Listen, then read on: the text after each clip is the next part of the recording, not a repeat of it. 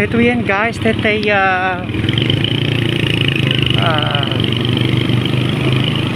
Pansian, Pagudpud, Ilocos, Norte. So madama po di construction. Nagadungalag guys, iti nadintinag niyo, di ba? Grabe.